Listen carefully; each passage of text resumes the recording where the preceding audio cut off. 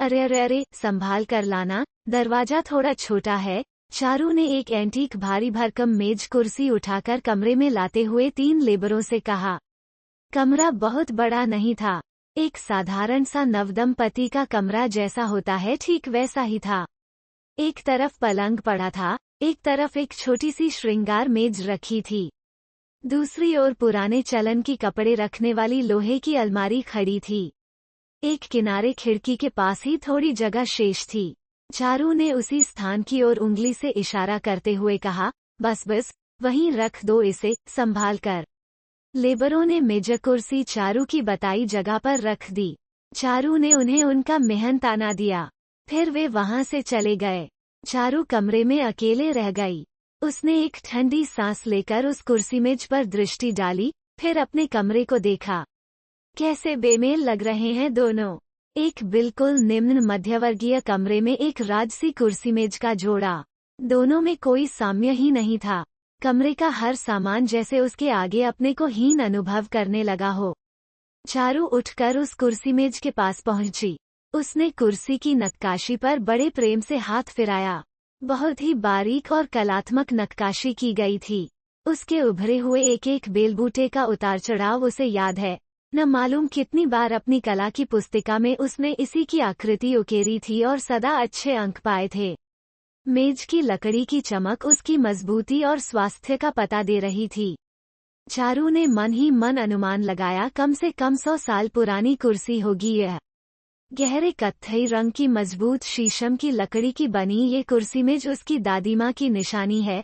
बचपन से ही उसे इसी कुर्सी मेज पर बैठकर पढ़ना पसंद था। अपनी दादी को इस कुर्सी से हटाकर वो खुद बैठ जाती थी। तब दादी बगल के सोफे पर बैठकर उसके लिए स्वेटर बुना करती थीं। जब वो बहुत छोटी थी, तब इसी पर सिर टिकाए टिकाए सो भी जाती थी। उसकी दादी हंसकर कहती थीं, तेरे दहेज में यही कुर्सी मेज बांध दूंगी तुझे। और देखो, हंसी में कही गई बात वास्तव में सच हो गई। 4 भाई बहनों में अकेले उसे ही यह कुर्सी मेज मिली, वो भी इसीलिए क्योंकि उसका दादी से और इस कुर्सी मेज से अत्यधिक लगाव था। बाकी सारे भाई बहनों को पिता की संपत्ति में हिस्सा मिला, पर उसे तो धिक्कार के साथ बस ये कुर्सी मेज भिजवा दी गई थी। बस अब मायके से मिले स्त्रीधन के नाम पर यही शीशम की कुर्सी मेज उसकी अभिभावक थी। न माँ का आंचल मिलना था अब और न ही पिता की गोद। बस सारे सुख दुख उसे इसी कुर्सी मेज पर बैठकर काटने थे। चारू अचानक जैसे खुद को बहुत शक्तिहीन अनुभव करने लगी। उसके पैरों से जैसे किसी ने सारा बल खींच लिया हो। वो खड़ी न रह सकी, धम से उसी कुर्सी पर बैठ गई और मेज पर उसने अपना सिर टिका लिया। एक क्षण के लिए उसे लगा जैसे उसने वास्तव में किसी अभिभावक की गोद में सिर रखकर आत्मसमर्पण कर दिया हो। कितना मुश्किल था पिता का घर छोड़ना। पिता भी पिता से अधिक ठाकुर रघुवीर प्रताप सिंह थे, जिनकी आन बान शान ही उनके लिए सब कुछ थी। पिता के कहे अंतिम शब्द आज भी उसके कानों में गूंजते हैं, अपनी मर्जी से शादी कर रही हो उस दूसरी जाति के लड़के से जो कभी हमारे यहाँ 20,000 रुपये माह पर नौकरी करता था। पलटकर इस घर में वापस पाँव मत रखना अब। हमारे लिए आज से तुम मर गईं। कहाँ राजसी धनी ठाकुर परिवार में पली बड़ी चारू और कहाँ यह निम्न मध्यवर्गीय परिवार। रजत के प्रेम में पड़कर उसने विवाह करके कहीं गलत निर्णय तो नहीं ले लिया। निभा तो पाएगी न। कहीं वो इस परिवार में ऐसे ही बेमेल न लगे जैसे ये राजसी मेज कुर्सी इस कमरे में कहीं खप ही नहीं पा रही। अभी थोड़े ही दिन हुए हैं उसके विवाह को, पर उसे इस परिवार में खुद का असंगत लगना शुरू हो चुका था। दरवाजे पर गृह प्रवेश के लिए आरती उतारती सास अपनी बहू के रूप पर रीझ कर बलैया लिए जा रही थीं। वहीं आस पड़ोस की सब पड़ोसिनें और बच्चे उसे कुतूहल से देखे जा रहे थे। अंत में पड़ोस वाली रामा चाची, जो एक हाथ से आंचल मुंह में दबाए आश्चर्य से उसका मुख ताके जा रही थीं, बोल ही पड़ी, बहू तो परी जैसी ले आए हो लल्ला। पर अब इसके लिए परिमहल खड़ा करना पड़ेगा। तुम्हारी खाट के खटमल देख लेना, इसका अधिक खून न पिए। उनका इतना कहना था कि पास पड़ोस में एक ठहाका गूंज उठा। चल चल रामा, ज्यादा खीसे न निपोड़। अधिक चिंता है तो एक पलंग तू ही उपहार में दे दे। अब बहू अगर परी है तो अपनी जादू की छड़ी भी लाई होगी, खुद ही बना लेगी अपना परिस्तान। उसकी सास ने बात को बनाया और उसे अंदर पैर धरने को कहा। पैर अंदर धरा तो उसने पाया एक तरफ फर्श का सीमेंट उखड़ा हुआ है, उसका गोरा चिकना सुंदर पैर काले उखड़े टूटे फूटे फर्श पर रखते ही मैला हो गया। अपने घर में कभी उसने संगमरमर के अतिरिक्त कोई अन्य प्रकार का फर्श देखा ही न था। इसके बाद नित नए अनुभव उसके सामने आते गए। हल्की स्टील के सस्ते कहीं कहीं से दबे पिच के बर्तनों में खाना खाने से उसे अच्छे से अच्छे भोजन में भी तृप्ति न मिलती थी। खाने पीने की चीजों में भी वो क्वालिटी नहीं थी। सुबह चाय के साथ पड़ोस के हलवाई से मंगवाई हुई सस्ती सी दालमोठ और बिस्कुट आ जाते थे, जो उसके गले से नीचे न उतरते थे। बाथरूम सबका एक ही था। वहाँ एक सस्ता सा साबुन नहाने के लिए रखा रहता था। अपने घर में तो वो विदेशी ब्रांड के साबुन से नहाती थी। पर अब जो होना था हो चुका। अब एक नए जीवन की शुरुआत है। उस घर के दरवाजे तो उसके लिए सदा के लिए बंद हो ही चुके हैं। कुछ रास्तों पर बढ़ने के बाद ही पता चलता है कि वे मात्र जाने के लिए बने थे, लौटकर आने के लिए उनमें कोई संभावना नहीं होती। जब वो रजत का हाथ थामकर अपने मायके की गलियां छोड़ आई थी, तब उसने यह नहीं सोचा था कि वो गली अब सदा के लिए पराई हो जाएंगी। अब तो रजत के प्रेम के साथ उसे अपने इसी छोटे से घर को सजाना है, संवारना है। ससुराल की आर्थिक तंगी में ही उसे संतोष व सुख के धन को जोड़ जोड़ कर रखना है। यह उसके पिया का घर है और वो रानी है इसी घर की। चारू की आंखों में आंसू झिलमिला उठे। माम पिता भाई भाभी बहन सबके चेहरे उसके मन में बारी बारी से झलक रहे थे। क्या अपनी मर्जी से विवाह करना इतना बड़ा पाप था कि बस इसी कारण से पिता का स्नेह सिमटकर शून्य हो गया है?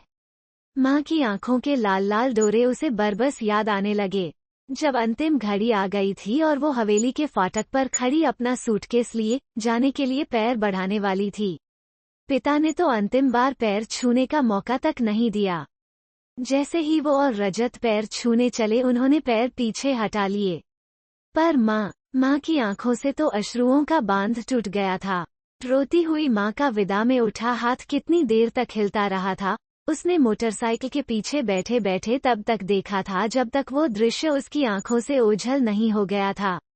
पर अब जो डोर टूट चुकी तो टूट गई। बाहर अंधेरा घिर आया था। चारू अभी भी मेज पर सिर टिकाए थी। अतीत में विचरते विचरते आप कितने पीछे समय में चले जाते हो, कुछ पता नहीं चलता। चारू की आंखों के नीचे काजल की लकीरें फैल गई थीं। मन का सारा अंधकार जैसे उसकी आंखों के नीचे ही जम गया हो। आधे घंटे तक मानो वो एक अंधेरे थिएटर में बैठी रही थी, जहां उसका मन एक कुशल निर्देशक की तरह उसे उसके अतीत का चलचित्र दिखाए जा रहा था। फिर चारू ने मन ही मन कुछ निर्णय किया। उसने उठकर कमरे की बत्ती जलाई। पूरे कमरे में प्रकाश जगमगा गया।